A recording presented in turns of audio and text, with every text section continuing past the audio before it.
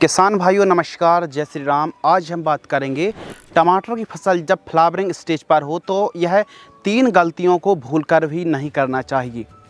कुछ ऐसी गलती हैं जिन्हें यदि आप फ्लावरिंग स्टेज पर दोहराते हैं, इन गलतियों को फॉलो करते हैं तो फ्लावर ड्रॉपिंग की समस्या आने वाली है, क्योंकि फूल जो होते हैं ना, प्लांट के सबसे सेंसिटिव पार्ट्स या फिर नाजुक फ्लावर ही माने जाते हैं।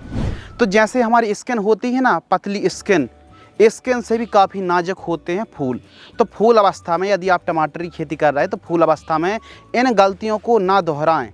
कैसे पैदावार आप बढ़ा सकते हैं, और यदि आप इस वीडियो को देखेंगे तो कौन सी गलती नहीं करनी चाहिए इसके बारे में बात करने वाले हैं। लेकिन फूल अवस्था में कौन से कार्य करना चाहिए ताकि फूलों की संख्या में वृद्धि हो। जब ज़्यादा फूलों की संख्या में वृद्धि होगी, पॉलिनेशन अच्छे से होगा, तो जाहिर सी बात है फल से जो फूल बनते हैं ना, इसमें काफ़ी मदद मिलने वाली है। तो जब अच्छे फ्लावरिंग सेट होंगे तो कहीं ना कहीं फ्रूटिंग भी लाजवाब तरीके से सेटिंग होने वाली है।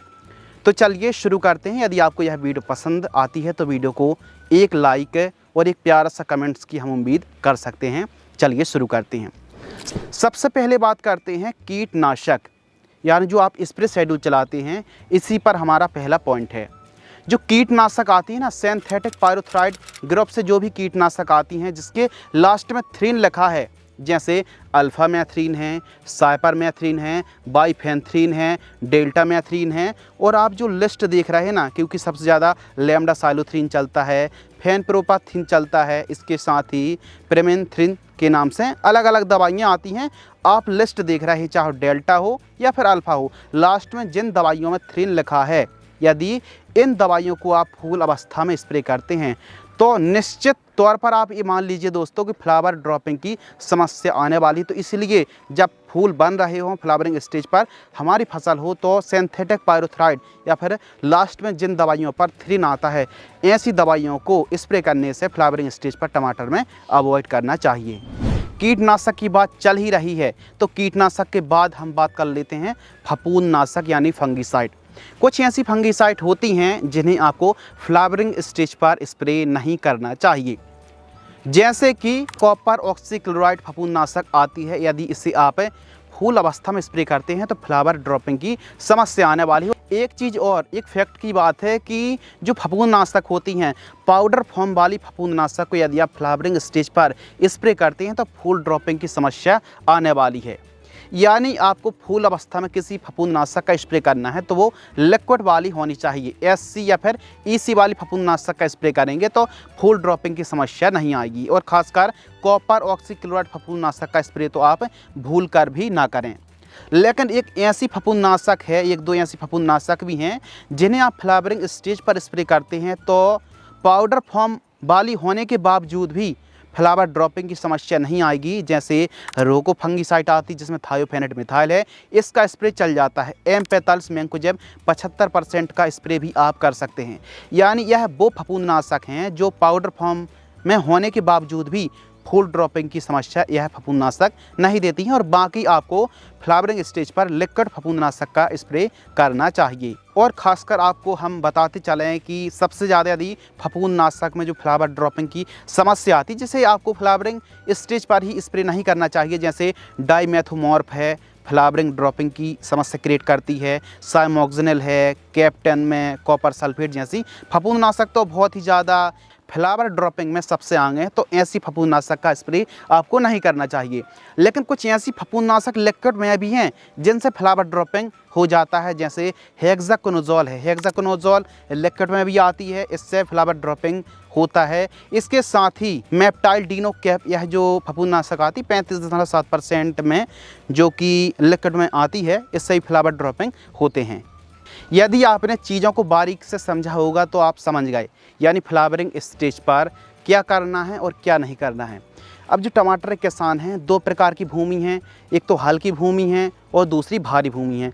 हल्की भूमि पर जैसे पीली मिट्टी है, एकदम कमज़ोर भूमि है, हल्की सॉइल है, ज़्यादा देर तक पानी पकड़ के सॉइल रख नहीं पाती है, तो ऐसी कंडीशन पर यह जो लागू चीज़ें हैं ना बहुत जल्दी होती हैं, और थोड़ा हैवी सॉइल पर थोड़ा सा फ्लावर ड्रॉपिंग की समस्या कम आती है। यानी इन केस आपने पाउडर फॉर्म वाली फफूंदनाशक को फूल अवस्था में भी स्प्रे कर दिया तो फूल ड्रॉपिंग की समस्या कम आती है। लेकिन हल्की भूमि वाले किसान सतर्क हो जाएं, ऐसी सिचुएशन पर फूल ड्रॉपिंग की समस्या ज़्यादा आती है, तो चीज़ों को आप समझ लीजिए। नंबर 2, फूल अवस्था में आपको जिब्रेलिक एसिड का ना तो स्प्रे करना चाहिए और ना ही सॉइल एप्लीकेशन से ड्रिप से चलाना चाहिए, क्योंकि जो फ्लावर है ना, फूलों के डंठल को जला देती है जिब्रेलिक एसिड। तो जिब्रेलिक एसिड को जब फूल आ रहे हों तो ऐसी कंडीशन पर भी जिब्रेलिक एसिड का आपको ना तो स्प्रे में और ना तो सॉइल एप्लीकेशन से ना चला। बाकी फूल अवस्था के बाद और फूल अवस्था से पहले आप जिब्रेलिक एसिड को बेझिझक चला सकते हैं, क्योंकि यह जो इंटरनोड्स की संख्या बढ़ाने में मदद करती है। गन्ना के किसानों को खूब अच्छे से पता है कि जिब्रेलिक एसिड इंटरनोड्स की संख्या बढ़ाने में मदद करती है।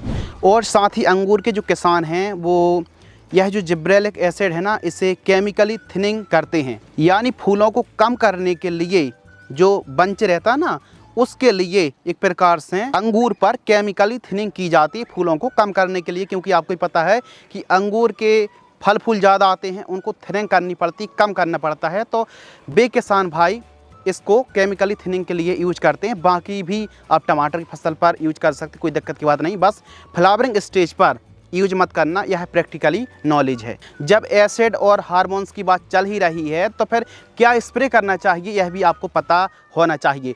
टमाटर की फसल पर फल फूल की संख्या बढ़ाने के लिए बेस्ट प्लांट ग्रोथ रेगुलेटर आपको हम बताते हैं, जो कि टमाटर की फसल पर फल फूल की संख्या बढ़ाने में बहुत अच्छा काम करती है। जैसे मैपिक्वाइट क्लोराइड है या फिर क्लोरमैक्विट क्लोराइड, दोनों अच्छा काम करती है। अल्फा नेप्थिल एस्टिक एसिड भी अच्छा काम करती है। होमोब्रिसिनोलाइड भी काफ़ी अच्छा काम करती है। और साथ ही यह जो प्लांट हार्मोन्स हैं आपकी वेजिटेटिव ग्रोथ को, रिप्रोडक्टिव ग्रोथ में काफ़ी ज़्यादा हेल्प करते हैं। तो खासकर आप चमत्कार, लिहोशिन या फिर आप गोदरेज की डबल जैसे प्लांट हार्मोन्स का आप स्प्रे कर सकते हैं। और साथ ही 6BA का भी आप प्रयोग कर सकते हैं। और फ्लावरिंग स्टेज पर ऑक्सीन, साइटोकाइनिन और जिब्रेलिन बहुत अच्छा काम करते हैं। ध्यान रखिए जिब्रेलिन की हम बात कर रहे हैं। तो यह जो तत्व हैं, यह जो हार्मोन्स हैं, इनकी ज़रूरत आवश्यकता अधिक होती है। खासकर लेहोसिन, चमत्कार, प्लानोफेक्स और डबल बहुत अच्छा काम करते हैं फल फूल की संख्या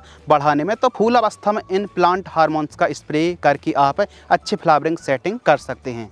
नंबर 3, न्यूट्रिशन मैनेजमेंट। न्यूट्रिशन यानी पोषक तत्वों की संतुलित मात्रा।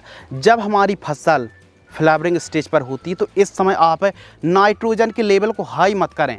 यदि नाइट्रोजन ज़्यादा प्रयोग करेंगे तो बीमारी बढ़ेंगी और फसल एकदम ग्रोथ बस लेगी। तो आप नाइट्रोजन की जो लेवल है ना, इसका लेवल को थोड़ा कम करें। फूल अवस्था में नाइट्रोजन बेस खादों का प्रयोग आपको कम करना चाहिए, पहली बात। और यदि टमाटर की फसल पर ब्लाइट है और बेल्ट जैसे रोग बीमारी का प्रकोप है तो इस समय आपको जो गुड़ रेकमेंडेड किया जाता है ना, कि गुड़ से बहुत अच्छा फ़ायदा मिलता है। लेकिन यदि बेल्ट ब्लाइट है तो फिर आप गुड़ को भी सॉइल एप्लीकेशन से नहीं चलाना चाहिए। और ख़ासकर 1919 है, कैल्शियम नाइट्रेट है, अमोनियम सल्फेट है। तो जो नाइट्रेट वाली खाद हैं इनको चलाना है, लेकिन कम मात्रा पर चलाना है। यानी कुल मिलाकर के फ्लावरिंग स्टेज पर नाइट्रोजन फॉर्म वाली जो भी खादें हैं, जो भी न्यूट्रिएंट हैं, इनका लेवल कम करना है। तो फिर यूज़ किसका करना है? आपको phosphorus, ferrous, boron, zinc use करना है।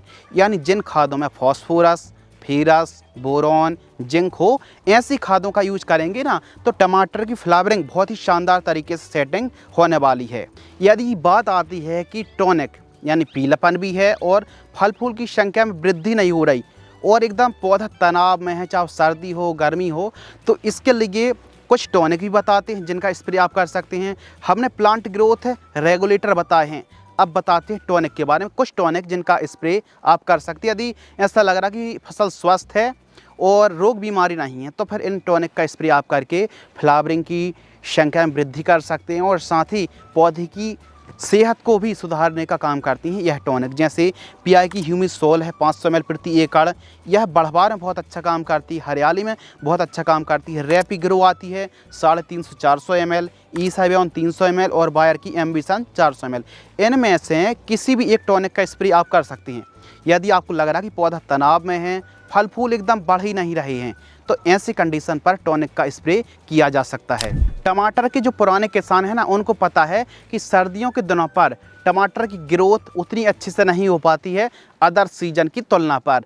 तो आपको ही पता है कि सर्दियों पर दिन का टेम्परेचर भी कम है, रात का टेम्परेचर भी कम है, तो ऐसी कंडीशन पर पौधा की चाल ग्रोथ बहुत ही ना के बराबर हो जाती, कम हो जाती है, पैदावार भी कम मिलती है। तो ऐसी कंडीशन पर आपको क्या इस्तेमाल करना चाहिए? देखिए, यदि रोग बीमारी का प्रकोप नहीं है तो गुड़ को चलाइए सॉइल एप्लीकेशन से। सल्फेट वाली खादों को आप चला सकते हैं, सल्फर का प्रयोग कर सकते हैं सॉइल एप्लीकेशन से। और सीवीड भी बहुत अच्छा काम करता है सॉइल एप्लीकेशन से। प्लांट की गर्मी बढ़ाने के लिए, हीटिंग करने के लिए यह प्रोडक्ट है, बहुत ही बढ़िया बूस्टिंग का काम करते हैं। तो सीवीड को भूलना नहीं है, प्रयोग जरूर करना है और रिजल्ट आपको बताना है। इतनी अच्छी जानकारी के लिए वीडियो को एक लाइक तो आपको अवश्य करना चाहिए। तो ये तो बात हो गई अलग अलग चीज़ों की गलतियों की, कि इन गलतियों को दोहराना नहीं, क्या करना है। अब 2 स्प्रे और 2 खाद शेड्यूल भी साझा करते हैं फूल अवस्था के लिए, और भी ज़्यादा फूलों में बूस्टिंग मिलने वाली है। तो स्प्रे पर फर्स्ट कॉम्बिनेशन में डुपॉन्ट की इक्वेशन ले रहे हैं, चमत्कार ले रहे हैं और एमामेक्टिन बेंजोएट ले रहे हैं, या फिर कस्टोडियो ले रहे हैं 05234 और डबल, और इसके साथ हम क्लोरेंट्रानिलिप्रोल ले रहे हैं। तो इनका स्प्रे आप कर सकते हैं स्प्रे के लिए फ्लावरिंग स्टेज पर। और यदि हम खादों की बात करें तो फ्लावरिंग स्टेज में चलने वाला बेस्ट कॉम्बिनेशन मैग्नीशियम सल्फेट, सरसों की खली, गुड़, चिलेटेड कैल्शियम 200 ग्राम, इन सभी को प्रति एकड़ सॉइल एप्लीकेशन से चलाना चाहिए। और जो किसान भाई साधारण तरीके से खेती कर रहे हैं, इनको आप ड्रम में घोल करके सिंचाई के साथ प्रयोग करें। दूसरा जो कॉम्बिनेशन है 13-40-13 गुड़ और ह्यूमिक एसिड, इनका प्रयोग आपको करना चाहिए। बहुत ही शानदार रिजल्ट मिलेंगे फ्लावरिंग स्टेज पर। ध्यान रखिए, खाद की बात जो हमने करी है ना लास्ट में, यह सॉइल एप्लीकेशन से ड्रिप से चला सकते हैं, साधारण तरीके से आप चला सकते हैं, बढ़िया रिजल्ट मिलेंगे। गुड़ है तो इनको सबको घोल करके सिंचाई के साथ प्रयोग करें। तो दोस्तों, यदि आप टमाटर की फसल पर इन गलतियों को दोहराती नहीं हैं, समय समय पर हर एक जो जानकारी हमने साझा करी काफ़ी इन्फॉर्मेटिव जानकारी है, यदि आप अपने टमाटर की फसल पर अप्लाई करते इन चीज़ों को, तो यकीनन ना तो फूल ड्रॉपिंग की समस्या आएगी और ना ही कोई झंझट आने वाली। कुल मिलाकर के पैदावार बढ़ने वाली है, फल फूल की संख्या में वृद्धि होने वाली है और काफ़ी अच्छे रिजल्ट मिलने वाले हैं। यानी ओवरऑल काफ़ी बढ़िया आपको रिजल्ट देने वाला है यह कॉम्बिनेशन। तो दोस्तों, आज की इस वीडियो के माध्यम से हमने टमाटर की फसल जब फूल अवस्था में हो तो इन गलतियों को आपको बिल्कुल भी भूल कर भी नहीं दोहराना चाहिए। तो उम्मीद करते हैं इस वीडियो से आपको काफ़ी इन्फॉर्मेशन मिली होगी। यदि आपको यह वीडियो पसंद आती है तो वीडियो को लाइक करें, चैनल को सब्सक्राइब करें। धन्यवाद।